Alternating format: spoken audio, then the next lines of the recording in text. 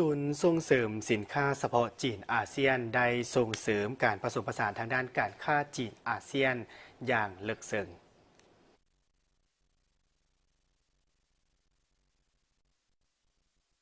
ศูนย์รวมสินค้าเฉพาะจีนอาเซียนได้นำใช้รูปแบบแพลตฟอร์มดิจิทัลออนไลน์บวกห้องวางแสดงออฟไลน์ที่มอบประสบการณ์ทางธุรกิจมาผสมประสานกันเพื่อช่วยให้บรรลุเป้าหมายงานวางแสดงจีนอาเซียนที่บ่มีมือปิดตลอด365วันให้บรรลุผลเป็นจริงศูนย์แห่งนี้ให้บริการเป็นแพลตฟอร์มที่มีประสิทธิภาพสำหรับผู้ประกอบการในการขยายตลาดภายในและต่างประเทศส่งเสริมการผสมผสานการค้าจีนอาเซียนอย่างลึกซึ้ง We established this project back in 2021. This is a strategic collaboration between China Singapore Nanning International Logistics Park ท่านจางอี้เหวินผู้อำนวยการตลาดสากลของศูนย์รวมสินค้าเฉพาะจีนอาเซียนได้ให้สัมภาษณ์ต่อสื่อมวลชนเนื่องในโอกาสก่อนการจัดงานวางแสดงสินค้าจีนอาเซียนครั้งที่22ในวันที่15กันยายน2025บรรดาสื่อมวลชน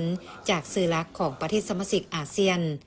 ได้เข้าเยี่ยมชมศูนย์สินค้าเฉพาะจีนอาเซียนที่ตั้งอยู่นครนันนิงเผ่าจ้วงกวางซีเพื่อศึกษาข้อมูลเกี่ยวกับการก่อสร้างการดำเนินงานและการให้บริการด้านความร่วมมือจีนอาเซียนศูนย์รวมสินค้าเฉพาะแห่งนี้ถูกสร้างขึ้นร่วมกันโดยส่วนโลจิสติกสากลนันนิงและสำนักงานเลขาธิการวางแสดงจีนอาเซียนร่วมกันพัฒนาโดยจีนอาเซียน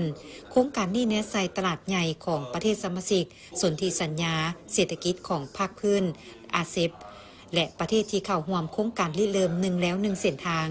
มีจุดประสงค์เพื่อสร้างเป็นแพลตฟอร์มออนไลน์และออฟไลน์แบบครบวงจรที่มีบริการครบถ้วนกวมเอาสินค้าทุกประเภทมุ่งสู่การเป็นปลายทางทำอิฐเข้าสู่ตลาดจีนของนักธุรกิจต่างประเทศและเป็นปองเยี่ยมที่สำคัญของวิสาหกิจจีนในการขยายไปสู่ตลาดต่างประเทศ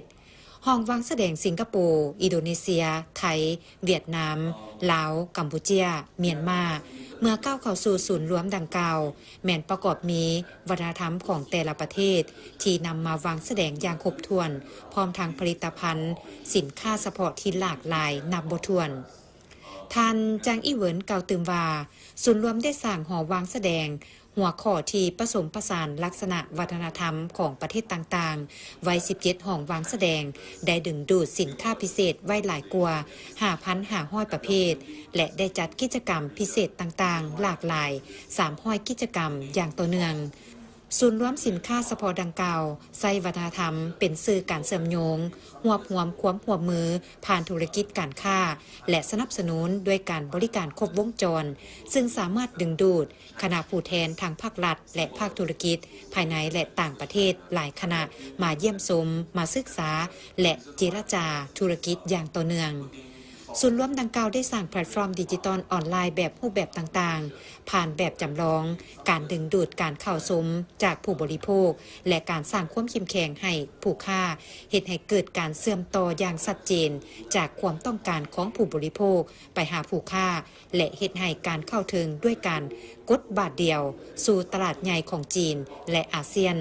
สิ่งนี้ลดผ่อนขั้นตอนและค่าใช้จ่ายการค้าได้อย่างหลวงหลายดังนั้นจึงเพิ่มความสะดวกสบายในการค้าอิงใส่ระบบโลจิสติกและตรงสู่การสนองที่อุดมสมบูรณ์ของส่วนโลจิสติกสากลนันนิงศูนย์รวมสินค้าเฉพาะได้ให้บริการสนับสนุนโลจิสติกเซ็นการเก็บรักษาการปรับปรุงเส้นทางโลจิสติกข้ามพรมแดนและช่วยให้วิสาหกิจลดผ่อนค่าใช้จ่ายในการดำเนินงานแขวงกวางซีถูกรู้จักในนามกะตาหมากไม้ของจีนสำหรับหมากไม้เขตฮอนและยังเป็นจุดเสื่อมต่อที่ใหญ่ที่สุดและเป็นช่องทางหลักสำหรับการนำเข้าและส่งออกหมากไม้ระหว่างจีนและอาเซียนศูนย์ค้าหมากไม้จีนอาเซียนนันนิงที่ตั้งอยู่ส่วนโลจิสติกสากลนันนิงอิงใส่สิ่งอำนวยความสะดวกที่มีอยู่แล้วของส่วนแห่งนี้เช่นระบบสร้างเก็บมาตรฐานสูงและแพลตฟอร์มการค้าออนไลน์และออฟไลน์แบบครบวงจรของศูนย์รวมเฉพาะมีจุดประสงค์เพื่อสร้างรูปแบบการพัฒนาที่แข็งแรงสำหรับอุตสาหกรรมหมากไม้ที่มีรากฐานอยู่แขวงกวางซีเชื่อมต่อกับอาเซียนมีลักษณะอุตสาหกรรมเสริมสร้างและเฮ็ดให้สามารถขยายผลิต ตภัณฑ์ซึ่งกันและกันปัจจุบันอิงใส่ข้อดีทางที่ตั้งที่เป็นเอกลักษณ์ของการเชื่อมต่ออาเซียนแขวงกวางซีกำลังส่งเสริมการก่อสร้างศูนย์ค้าหมักไม้จีนอาเซียนจะสร้างศูนย์แห่งนี้ให้เป็นจุดกระจายหมักไม้ศูนย์การค้าและศูนย์การปรุงแต่งที่รับใช้ประเทศจีนและประเทศอาเซียน